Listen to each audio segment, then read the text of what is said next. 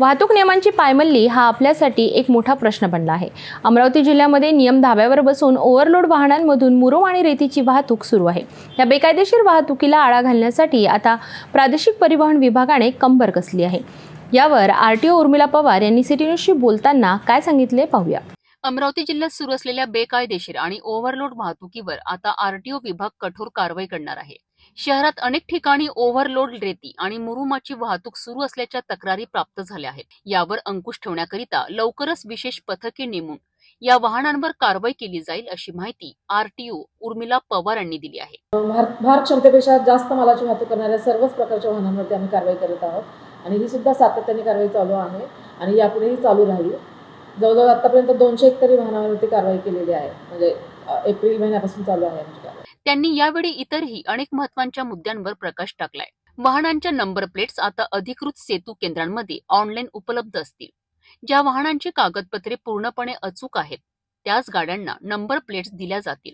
यामुळे गैरव्यवहारांना आळा बसण्यास मदत होईल। हाय सिक्युरिटी नंबर प्लेटसाठी आता 30 नोव्हेंबरपर्यंत मुदतवाढ दिलेली आहे, परंतु सर्व वाहनधारकांना माझी विनंती आहे की त्यांनी वेळेच्या आधीच याची सर्व प्लेट बसून घ्यावी। नोव्हेंबर नंतर मात्र कारवाई सुरू होऊन जाईल। पवार यांनी तरुण पिढीलाही महत्त्वाचा संदेश दिलाय। लायसन्स काढण्याकरिता किमान 18 वर्ष पूर्ण असणे आवश्यक आहे। त्यामुळे विद्यार्थ्यांनी आधी लर्निंग लायसन्स काढावे असे आवाहनही त्यांनी केले आहे। लहान मुलांना मोठी वाहने चालवायला देऊ नयेत, कारण अपघात झाल्यास पालकांना 2 लाख रुपयांपर्यंतची नुकसान भरपाई भरावी लागू शकते आणि त्यांना शिक्षा देखील होऊ शकते असे त्यांनी स्पष्ट केले। ज्या विद्यार्थ्यांनी एकतर लायसन्स वाहनच चालवायचं नाहीये, पालकांना विशेषतः माझी विनंती राहील की जर परवाना नसेल तर वाहन त्यांच्या हातात द्यायला नाही पाहिजे। शालेय विद्यार्थ्यांनी जर 18 वर्षाच्या आतील मुलांनी जर वाहन चालवलं तर त्यांच्या पालकांना पण शिक्षा होऊ शकते। त्याचबरोबर त्यांना वयाच्या 25 वर्षापर्यंत लायसन्स मिळू शकत नाही आणि 25,000 रुपये दंड आहे त्यामध्ये। त्यामुळे सर्व पालकांना माझी विनंती राहील की मुलांकडे वाहनं देऊ नका, कारण त्याच्यामुळे त्यांच्या भविष्याचं पण नुकसान होऊ शकतं। ऑलरेडी सर्व टॅक्स डिफॉल्टर वाहनांना नोटिसा गेलेल्या आहेत आमच्या आणि सातत्याने आम्ही त्या नोटिसा पाठवत असतो आणि इव्हनमध्ये आम्ही SMS द्वारे पण त्यांना मेसेज दिलेला आहे टॅक्स भरण्यासंदर्भात।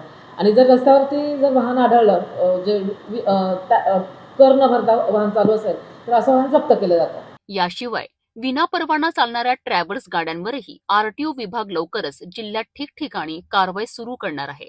काही बातम्या आल्या की 200 मीटरच्या आतून एसटी महामंडळाच्या डेपोच्या पासून 200 मीटरच्या आत प्रवासी उचलले जात आहेत, तर अशा बसेसची तक्रार आली। त्या अनुषंगाने आम्ही कारवाई सुरू केलेली आहे आणि यापूर्वी जवळजवळ ऑक्टोबर-नोव्हेंबर महिन्यापासून आम्ही परतवाडा अमरावती आणि इकडे वरुड मोर्शी टू अमरावती या रूटवरती कारवाई करत आहोत बसेसवरती। जवळजवळ 450 वाहनांवरती आतापर्यंत कारवाई केलेली आहे आणि त्यांच्याकडून मोटर वाहन कायद्याखाली दंड पण वसूल केलेला आहे। ॲक्च्युली बसेसवरती कारवाई आमची ऑक्टोबर-नोव्हेंबर महिन्यापासून सातत्याने चालू आहे आणि ही कारवाई पुढेही असंच सातत्याने चालू राहणार आहे। आरटीओ उर्मिला पवार यांनी दिलेल्या या माहितीवरून हे स्पष्ट होते की अमरावतीतील वाहतूक व्यवस्था सुधारण्यासाठी आणि नियम मोडणाऱ्यांवर कारवाई करण्यासाठी आरटीओ विभाग आता अधिक सक्रिय झालाय। त्यांच्या या प्रयत्नांना नागरिकांनीही सहकार्य करणे आवश्यक आहे।